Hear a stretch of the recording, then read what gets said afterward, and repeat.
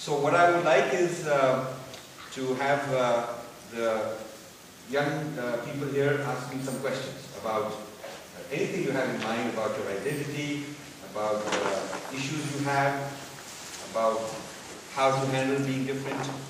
So I would like some questions. Anyone?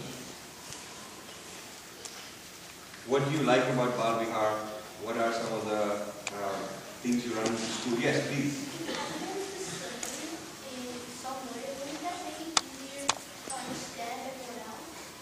Say it again. If everyone in the world was the same, wouldn't that make it easier for everyone else to understand it? Very nice question. So I'll repeat the question. If everyone in the world is the same, then wouldn't it make it easier for people to understand one another? A very, very important question. You see, apple is also got similar things to orange. They are both round, they both got vitamin C, they both grow on a tree, they are both eaten by human beings. So there are some things that are same and some things that are different. So if you ask, is a bicycle the same as a car? One could say that they both got wheels, they both made of metal, they both go on a road, they both ways of transporting. So there are some similar things also. So in the same way, between you and the person sitting next to you, there's many same things. But there's also different things. And between one culture and another culture, there's many same things and also different things. Now, we must understand both. We must understand how we are the same, because how we are the same are things we share, and how we are different is very important to understand in our philosophy. In our philosophy, the one manifests as the many. So, when the one manifests as the dog, and as the cat, and as the tree, and as the bird, and as the clouds, at a certain level it is one. In the ultimate reality it is one. But in the reality that is the one where we are dealing with things in daily life, it is a cat, it is a dog, it is a bird, it is a cloud, it is a plant. So the one has taken on many forms, many shapes and forms. And so the appreciation of this diversity is an appreciation of the Leela, the play, the divine play of the one. So the one is, in a sense, enacting as many. So now what is your name? Gokul. So let's say Gokul acts as a certain character in a play. Right? So there is Gokul, and then there is this character that you have become. But while the audience thinks you are that character, but you know you are really Gokul. Correct? You are Gokul, but you are talking like a certain character that they told you to be. So you're pretending to be that character. So now if you are character number one, you are talking like that character. And then in another scene, they tell you that you are now going to be playing the role of a different character. So now Gokul is character number two in that scene. Correct? But it's the same Gokul who is enacting as many different characters. Suppose you have.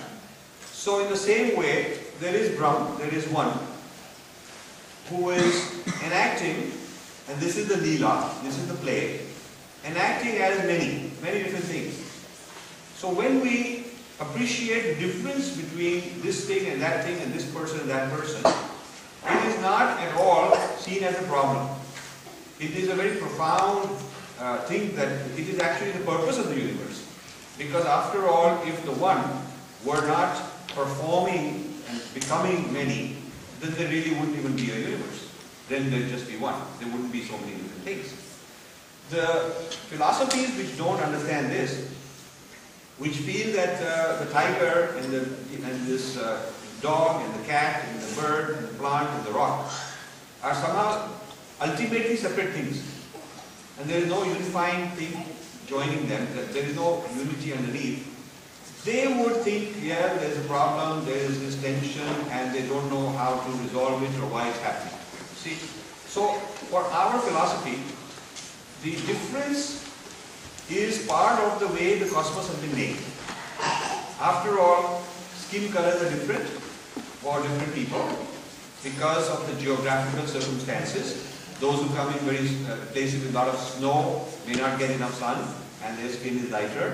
And those who come from places with a lot of sun, a lot of warm temperature, their skin may be darker. So the part of this world, the way the world has manifested, the way the world has been made, is not uniform. England is not the same place as Sahara Desert, and North India is not the same as South India, and so on. So different geographies are part of the world, and they produce different climates, they produce different kinds of food which people eat. And so the human beings have evolved in different ways. So there's not a problem, it is just the way things are. So similarly, their experiences and their cultures and their histories are also different. They've come out from different kinds of historical backgrounds. Now the question is, if we want to, the problem with saying let's forget the difference and only worry about what's the same is as follows. First, if you are denying the difference, you are denying something which is part of the reality. So you are better off being realistic and accepting. You are better off saying, apple is not the same as an orange. It is not a problem. It is not something that I can tamper with, because that's the way it has been made. So similarly, I am how I am, and you can tell your friend who's from a different background that, look, I respect you as who you are, and you respect me as who I am, and that way we are accepting the reality.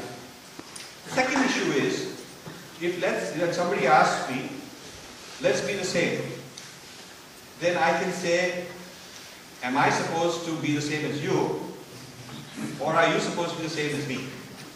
There's a difference. So that's a problem in this very commonly held view which a lot of people teach, that let's all be same. The first thing you should ask is, same on whose terms? Who defines the gold standard? What I advocate is difference with mutual respect. Difference with mutual respect. Now, difference with mutual respect is very, very different than tolerance. When you ask people who are from the Abrahamic religions, what is your posture, what is your position on people who are from different faiths, they will say, most of the time they will say, we believe in tolerance. But I respond that tolerance is quite insulting. I mean, imagine someone sitting next to you saying, I tolerate you to sit next to you. It's something wrong with you. Alright? I mean, the idea is something wrong with you, I tolerate you to sit there. Very patronizing. Imagine your teacher saying, I tolerate you sitting in class. Something wrong. Or imagine at home your parents saying, I tolerate you to sit and have dinner with me. There's something wrong with you. So the reason they are saying tolerance is because they have this idea that I'm exclusively right, others must be therefore wrong, but I will put up with them. I'm kind enough to put up with them. Now, what I have argued for is that we should scratch out the word tolerance in our interfaith discussions and introduce the word mutual respect. Mutual respect means you are different, I'm different, but I respect you for whatever you believe and whatever you do. But mutual means you must do the same for me. It is not one way. I also want you to respect me. Now, it may seem like a very simple change for people to adopt mutual respect, but they have a very hard time adopting mutual respect, because then the exclusivity cannot be claimed. They cannot claim that they are the only one who is right. You see what I'm saying? So this very simple question you asked about why is difference important can be discussed at length in a big way, and that is what this whole book is discussing, these very issues. But thank you for that question. So we should wrap up.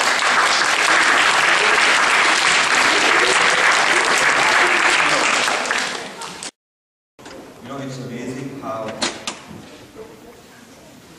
child can ask a very honest and very profound question. That's a question that is at the heart of this whole book I'm doing. It took me 20 years to answer that question.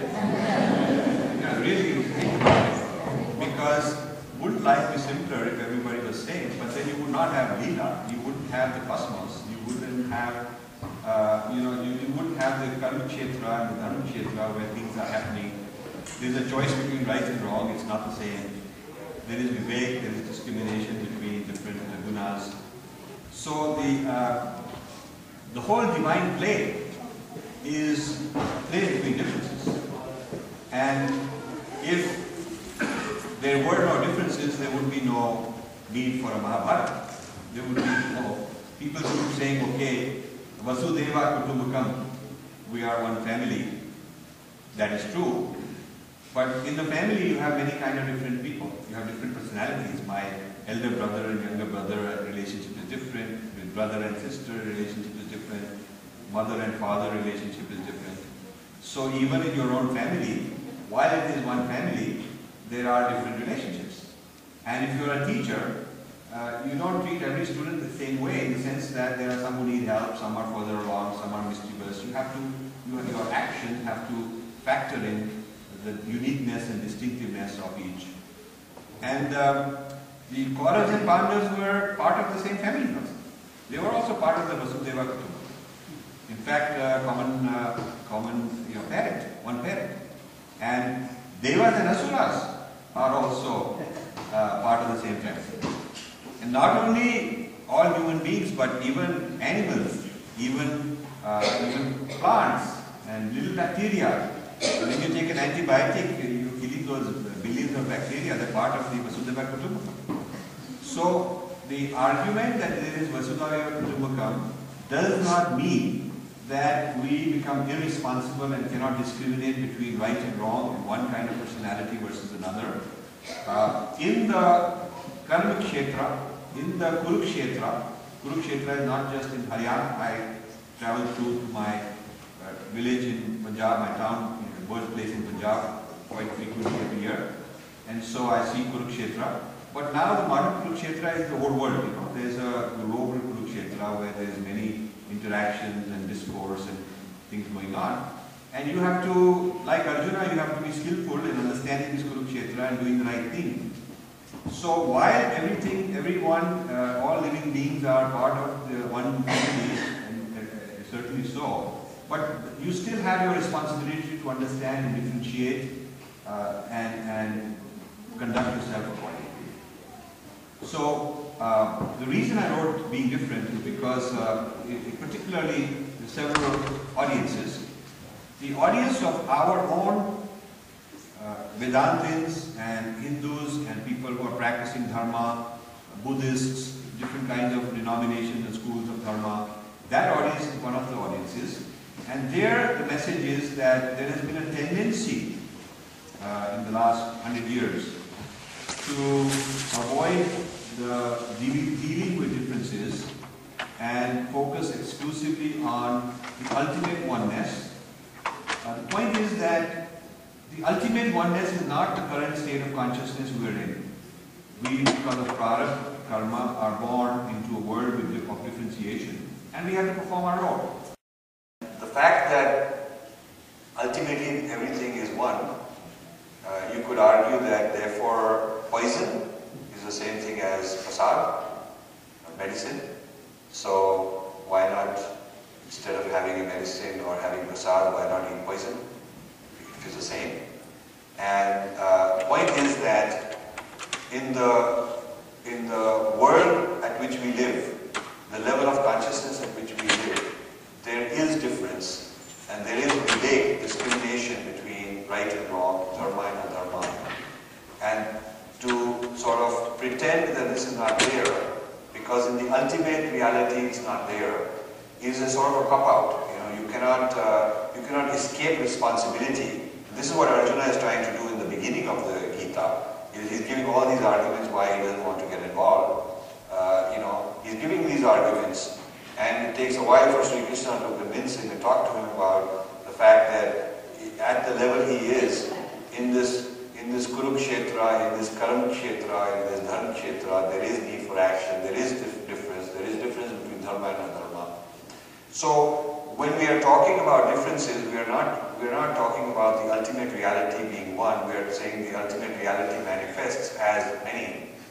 And so the one becoming the many means that we, because of our prarabdha, because of our past karma, we have taken birth, and a particular form, very different from somebody else's form, very different from somebody else's prarabdha, exists and has to understand this reality, has to understand is Swadharma and perform it.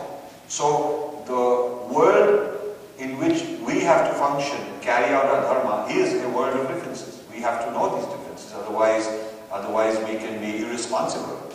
And always cite, you see, I come across so many people who, when it's time to do something responsible, to serve a higher cause, a convenient escape is that ultimately it's all one, so why should I bother?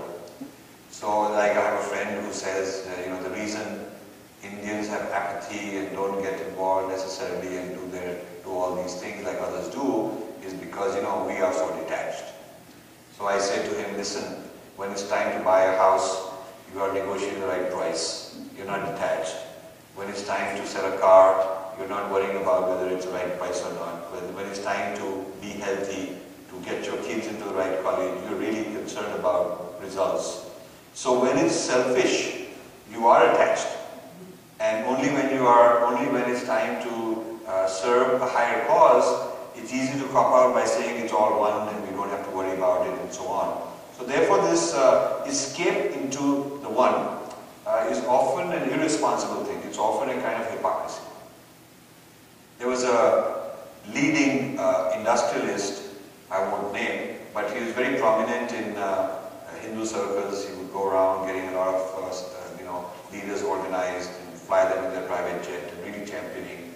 And one day he was giving a talk in which he was talking like this. When it was time to sort of do something for the bigger cause, he would say that it doesn't matter, everything is mithya and everything is maya, it doesn't matter. So we were having breakfast in his house, so I said, but suppose your chief financial officer comes to you and says, we lost 90% of our income, 90% of our market share, but so what? We just lost 1 or 2 shunyas in the end. It's only shunya, it's only mithya, and we're just sitting here eating our lunch. We are able to eat lunch, we have food in our belly, why do you worry? I mean, what would you think of that? And he said, well, I would fire this guy. So I said, yeah, but then to you, when it comes to your own interest, these differences matter. And you are attached to these differences. It is in the personal sense, in the personal ego that you're supposed to give up these differences. Because you're doing these things for your own sake. However, when you're doing it without the rewards coming to you, when you're doing it for a cause, for society, for dharma, that is where you should be more active and because it's not for yourself. So this business of not worrying about differences between us and other alternative worldviews is sometimes something of a mirage and quite misleading because it's a cop-out. If you look at our traditional training of Vedantins, a technique called Purva Paksha is used. Purva Paksha is the debate with other viewpoints, other schools of thought, Buddhists, Mimamsa, and so on. And the debate with the others is very important because it helps you understand what they are saying, where they're coming from, and you have to give a response from your own siddhanta, from your own point of view. And these debates sharpen the positions of both sides. And so you cannot go on saying it doesn't matter and everybody's saying whatever everybody's saying amounts to the same thing. That is kind of running away from the issues of difference. So our tradition has never been afraid of difference. Debates have been there to talk about differences. And so to understand difference between our view and other alternative views is not something undharmic, un-Hindu, un-Indian, but very much our way, very much our style. Now in the old days, the difference that was emphasized was with Buddhists, because they were the ones who were predominant around, and so differentiating, clarifying our idea of Atman and their idea of Atman and why they felt there is no such thing and we felt there is. Those debates are very important. But today, the Buddhists are not the big issue. Today you have Judeo-Christianity, you have Islam, you have the Western secularism, you have Marxism. So the Siddhanta that we have to debate are these kinds of Siddhanta, or theories. Siddhanta means theories. So the Purva Paksha and the debate we need is with Western thought of various kinds, predominantly. And that is what my book is trying to do. It is trying to explain from the dharmic point of view what are the differences between the dharma and the Western system of thought. This idea of being different is not superiority oriented. That's very important. It is not chauvinism. It is just that we are different like anyone else. And every wave of immigrants into this country had to define who they are. The Irish had to define it, the Italians defined it, the East Europeans defined it, Hispanics, African Americans, Jewish people, they all had to define it. And so part of the project of a community and its leaders is to sort of discuss this idea of who are we and how do we present ourselves to the Americans in a way that we are very, very loyal to the country we are in, and at the same time we are bringing some differences. Now, the differences are not only for the benefit of us, but for the nation at large. Because we bring things which are distinct, like everybody else also brings good things which are distinct about their background. And the cover of the book is a Samudra Manthan with the Devas on one side and the Asuras on the back side. It's a photograph I took in Thailand International Airport. There is a carving of Samudra Manthan in the International Airport in Thailand, twice the length of this room. You know, if you, thank you. Twice the length of this room, so the Devas are on one side as long as this room, and then there is a spindle, and then the same size on the other, you know, same distance on the other side. A huge display called the Samudra Manthan. And so here, in the front is the Devas, and the back are the Asuras, and the spindle is the deity, that is the spindle, and the snake, the famous snake, is the rope that is being pulled. So this is my manthan. The book is a story of my manthan. My manthan with, I won't tell you who's the Asuras, you know. But my manthan, partly my manthan inside, turning inside, partly my manthan with Western thinkers, challenging them from a dharmic point of view. This manthan goes on. And the result of this manthan, Samudra Manthan, is creation of new things, new ideas coming up. And another manthan with people within the dharma. Because, you know, they are also so fragmented and so opposed to each other. To bring them together is also an effort. So this is a manthan, an external manthan with the West, an internal manthan among the dharma, and a private manthan within myself. It's a story of all of these.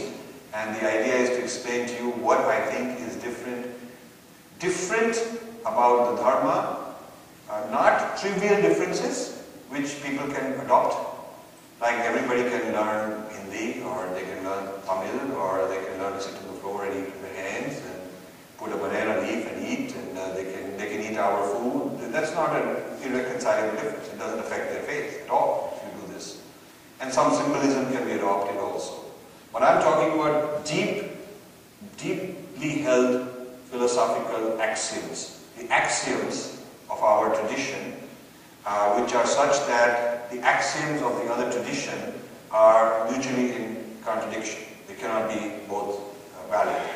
And this is not a question of who is better or worse, because each system has its axioms, and there is internal consistency in each system. People have figured out how to make it logical and consistent. So we have axioms and a whole system around it, and so do other people. But these axioms are not something that you can interchange. They are different. That is what this book is about. Yesterday, a really smart young boy asked a very important question, like why do we want to be different? What is the benefit of being different? Why aren't we all the same? A very important question. And actually, that's the very question for the last 15 years, which led to the whole project of doing this book. Now, it may seem that if everything were same, there would be less problems. But if you look at the world, what makes the world what it is, what creates the lila, what creates the diversity is actually differences. If you see how many kinds of fruits there are, how many kinds of trees there are, how many kinds of animals there are, and even within one kind of animal, a dog, there are so many kinds of species, so many breeds of dogs. So diversity and difference is a very character of the cosmos. It's not for us to consider that as a problem. That is the very nature of the cosmos.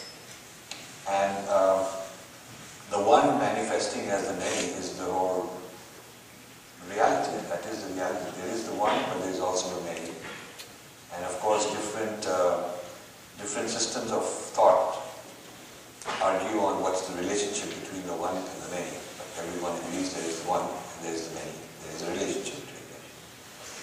So, and the idea of difference, that every individual is different. Every individual has got their own nature. Somebody likes a particular field of study, somebody likes something else, you like one kind of music, your brother or sister likes a different kind of music.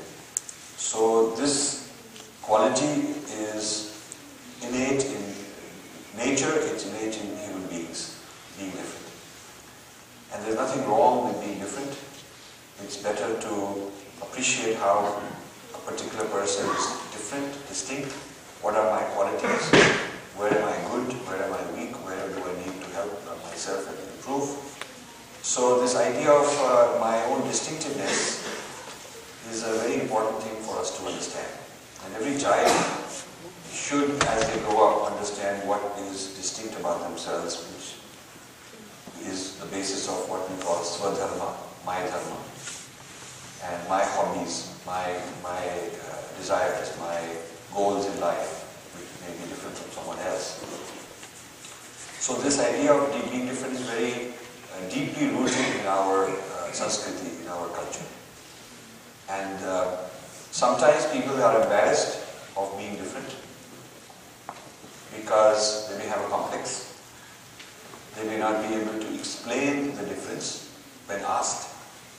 And if they answer something about their distinctiveness in a way that is considered a source of mockery, or somebody asks for the question they can't answer, then the person gets kind of burnt, having shown their difference, and then they decide next time I will not be different, I will just say I'm the same as everybody else. So this, I call this difference anxiety, the anxiety that I'm different. In one of the things in the first chapter of this book, it's about difference anxiety. The anxiety that I'm different in some respect, whatever it could be. It could be race, gender, language, ethnicity, religion, whatever. And the idea is to say that I'm different, you're different. It's not a question of who's better or worse, we're different. And there should be no anxiety, there should be respect for mutual difference, mutual respect for difference. So, like one fruit is different from another is not a question of one being better than the other, but just that they're different. That's how I approach the idea of difference. If young kids like you are very clear that being different from your schoolmates and from other people is not something you have to hide or feel embarrassed of, but you just are how you are, and you respect them for being how they are, and you want respect for yourself. And if you're able to understand what are the primary areas of difference, then you can articulate better, you can have a sense of identity, and you're not likely to be, thrown off guard. You're not likely to go off track because you're very rooted in who you are. Unfortunately, I come across a lot of our youth who haven't had this kind of benefit of this grounding.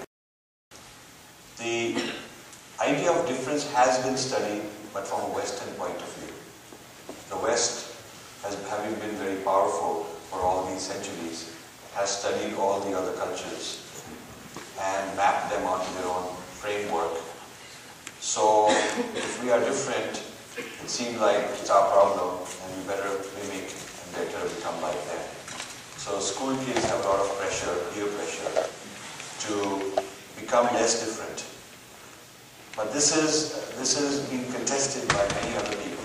It's being contested by Jewish Americans who want to wear their symbols, by Sikhs, by blacks, who want to have a strong positive identity in school, nowadays by Muslims in this country, by people of various backgrounds who want to remain different. And there's no reason why we as Indians and as Hindus cannot assert a certain identity with respect for other people also. So it's not disrespectful to be different. And this is something important for kids to know, that you're not any less American if you are Indian American. Because there's Irish American, there's Italian American, there's Hispanic Americans, there's Chinese American. And they're all American, fully American, patriotic, but they also haven't lost their sense of identity of who they are.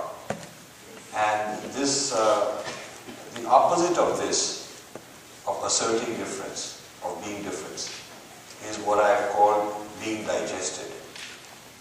And being digested means that you cease to be who you are and you give up who you are in order to become part of the DNA or part of the basic structure of the society around you. You lose who you are. And there is both tendencies going on. A lot of our youth are being digested and they want to be digested. A lot of their parents are embarrassed and they want their kids to be digested. And I come across that. I come across both kinds of people. So these arguments on being different and being digested have shaped this book. Lots of discussions I've had with lots of people over time. So the benefit for young people is to become clearer on who we are and based on our ancestry, based on our ideas, Vedanta, Balvihar, the values we've learned, and being able to be very confident about it, being able to articulate it, being able to answer questions, being able to talk back, argue, as you get older, being stronger and stronger in able to do that. Yesterday was a workshop with the Hindu Student Association, and many of their questions were that when they leave home, and now they are living on their own in college, they are surrounded by a whole hostile kind of environment towards their identity, and they have to decide whether to just give up that identity because it's a liability. And few of them have the background and strength to respond and stay firm, but many of them will either become very private in their identity and gradually phase out, or very openly become even hostile towards it. So this issue of remaining different and claiming difference in a mutually respectful way with other people is, I think, very important part of our dharma. If you look at India's history of many kinds of people, many languages, cultures, many dharmas, many ways of life, spiritual, the idea of difference has been there very nicely preserved.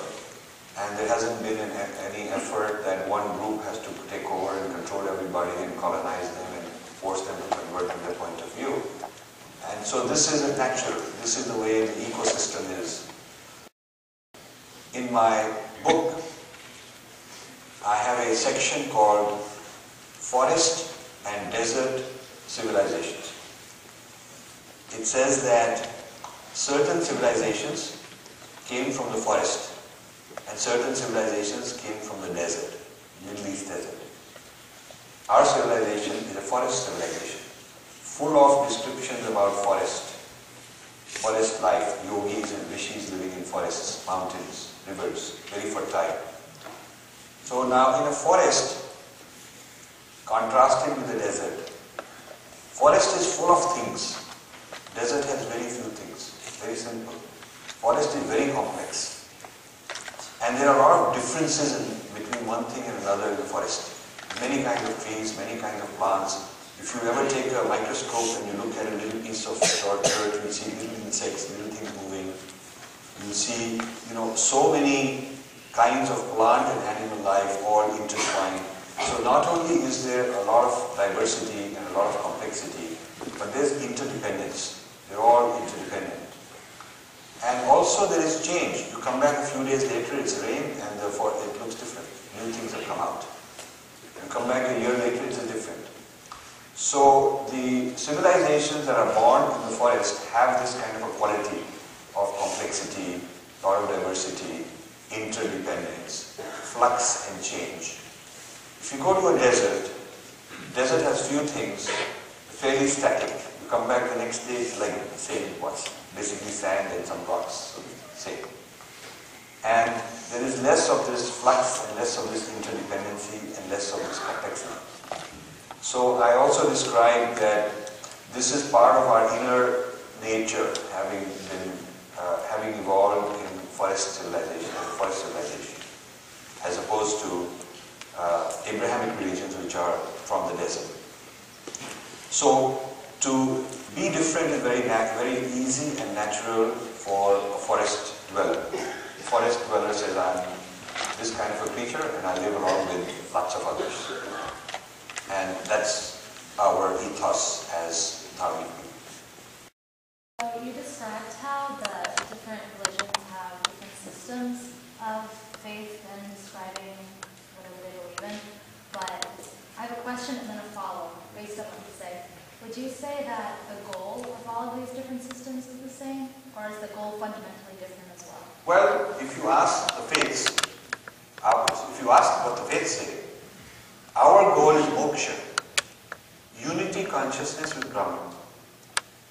Christianity says the soul will live in heaven. The soul is not in God. There is no aham brahmasmi concept. So even after you die, the soul will live in heaven but separate from God. So that state, the final state that they want you to get into, is different than the final state we are talking about. Plus we are talking about moksha as something living. Moksha is not that you go to heaven or something, but jivan mukti is a state of a living enlightenment. Living enlightenment is a state not available in Christianity. So even if you look at the goals in a very general sense, you could say that there is a higher reality in both cases. And so both are promising a higher reality, which is happy. That much is the same.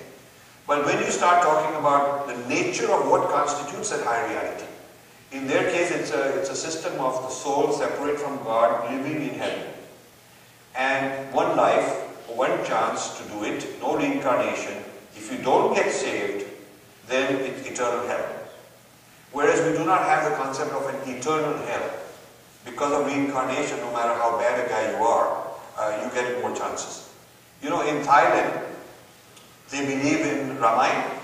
They have a lot of Ramayana there, although they're Buddhists. So it's very interesting. I saw that in most of these Buddha temples, Buddha is inside, and outside the gate there is a huge Ravana. Huge Ravana standing there. And they think he's a good guy, and they say, we respect Ravana. So you ask the guide, why do you respect Ravana? You just told me this whole Ramayana story. Ravana is a bad guy. So what they're saying is that everybody gets another chance. So when Ravana dies, he repents and he says, I'd like to be born again to serve you, to compensate for all the bad things I do. So Ram is born, reincarnated again as Buddha. Yeah? And Ravana is born again to serve Buddha and protect him. So Ravana is outside the door of Buddhist temple as the protector because he's a tough guy. Now he's going to defend and protect Buddha. So there's always another chance. There's always, in the reincarnation system, there's always another chance. That's the moral of the story. So the systems are different. The similarity is like you can say that an apple is the same as an orange because they both have vitamin C, they're round, they cost about, same amount of money, they grow on a tree, people can eat it. So yes, there are some similarities, but they're not the same because there's serious differences also. So the idea of a higher reality that we can both aspire for is the same. But the nature of what constitutes that higher reality and how you get there is not the same. What you get there, the state you're going to be in when you get there in Christianity is a different state than in the case of Hinduism. So in that sense, they're different. What's your follow-up question? So I would say that given that, let's say the goals are a little bit different, is that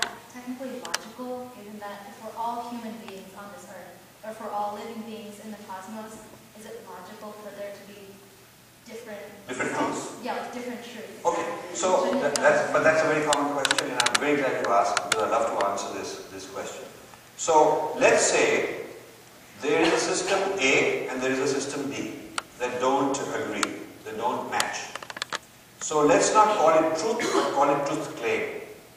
In science you have a truth claim, and somebody else has a different truth claim. Now truth claim means that it's the claim of a people. It's a claim of an experience. So what you have are incompatible truth claims. Yes, there can be only one truth, but there can be many truth claims. You see, not every truth claim is true. There are false truth claims. And then it's not necessarily that one truth claim is true and the other truth claim is false. It could also be that one truth claim is from a certain state of consciousness, where at that level of consciousness that seems to be the best truth you can have. And the other one is from a higher state of consciousness at which the truth claim is of a higher kind. So when you have competing, rival, contradictory truth claims, you cannot say because ultimately there's one truth, they both must be true. If all truth claims were valid, then Bin Laden's truth claim would also be valid, Ravana's truth claim would also be valid, the Asuras, Ravan had a dharma. Ravan had a dharma too. He thought he had a dharma. So he had a truth claim. You know, Duryodhana has truth claim. So all kinds of truth claims exist, but you have to, one of the things that we are endowed with is vivek, discrimination. So we are to be able to tell one from the other. And just because a truth claim has become popular, become famous, become powerful, become spread out, does not mean that it is true. I mean, if Hitler had won the war, then we would be having a certain kind of religion. And if Ravana had won, then we would be having a certain kind of universal belief. So, no matter how powerful, no matter how widespread, you have to take a truth claim and have the courage and confidence to analyze it and find out what your vivek, what your discrimination tells you about it. So when Adi Shankara debates Buddhists, one could say, well, you know, there can't be two truths, so they must be right and we must be right. But that's not how it is. Our whole tradition is on understanding the truth, and from our Siddhanta point of view, having the courage to falsify something else which we think does not fit. So that ability to falsify is what we call the Purva Paksha tradition, which is what all the teaching of Vedanta is based on. Is Purva Paksha, deconstruction, analyzing the other and giving a response to the other. And I do a lot of that in this book. I go back and forth and say, well, they'll say this and we'll say that, and they'll say this and we'll say that, to kind of show how far we can go, and then there is a trade-off to make. First of all, it's a very eloquent speech you've given. There's a lot of points you touched, you know, but bringing down to how we live in a day-to-day life, right? So being different versus being adaptable. Like, okay, I'm born in India, so my parents and my priests, whoever I grew up with, or what I experience when I go to temples and what I learn is what I am 15 years ago when I came here, right? So, but for 15 years I've been here, and now my horizon is wide open. You know, I was a frog in the well, as much as, you know, I hate to say that, but now once you come out, so you see different perspective of everything. You see what is truly being different, both spiritually as well as how you live your life and what your principles are. And to some extent, I cannot say that I am the same person as 15 years ago. I am adapted to something, you know, that I live here. So in essence, you know, you end up being more adaptable than, you know, being different. So, but in that process, what happens is, now you, right. So now you see, you know, what you were thinking before, you see something different is changed. Yes. So like when how I feel, how I respect my elders, or how I talk to my elders, or, you know, how I treat them, or how I touch their feet, and, you know, in India, that gets diluted here. I mean, it's not that if I tell my son, you know, he's not going to feel the same way that I am feeling towards what I've been doing, you know, what I think was right. Basically, there's adaptation to the American way, and how does difference play in that Right, yeah. Is that the question? Right, Is that and then where is the fine line between if I tell my son you do this Yeah. versus like, I used to do this in Indian circumstances, Yes. but there is some lesson in there, but Yes. you don't have to do the exactly same way. Yes. So let me summarize the question and answer it. So we evolve when we come to this country because we become Americanized. Some of the old ways go away, and this trend continues more and more in every generation. And so, at what do we preserve? What do we compromise? Now, this is a very important question. There is a difference between Shruti and Smriti, and the Smritis are meant to be evolved and rewritten and changed over time. So we are not stuck in a dogma, in a kind of a canonized approach to religions like some other religions are, because we are not history-centric. Since they are history-centric, you can't modify it because it's based on history, you can't change that. So they are stuck in one canon. And Bible is a combination of Shruti and Smriti and Purana put together. We kept them separate. Yeah? So what you are evolving is the new Smriti out here. You are evolving the new customs out here. You are evolving the new body language, the new nuances, the new compliance with rules, regulations, laws, all of that is fine. It is fine from the American point of view because we are hyphenated identity culture in this country, so you can keep your own hyphenated side also. But even from our tradition, even before coming to America, if you look at dharma, the dharma practiced in a wide range of places is diverse. So certain principles have to be preserved. So being different tells you what is non-negotiable about our traditions. What is non-negotiable? So if those principles are preserved, then I'm satisfied, I as one am satisfied if my kids or if anybody evolves in the other ways, very accommodating, very flexible, like we pick up new words, new languages, new lifestyles, fine. But there are certain principles which are our DNA. This is our DNA, and we must understand. The purpose of writing this book, as an American, as an Indian American, as somebody very patriotic American, proud American, also patriotic and proud Indian at the same time, is precisely to do this manthan and figure out what are the most critical things we must preserve, and then there are many things we can be flexible on. So it is to answer that question that I have written this.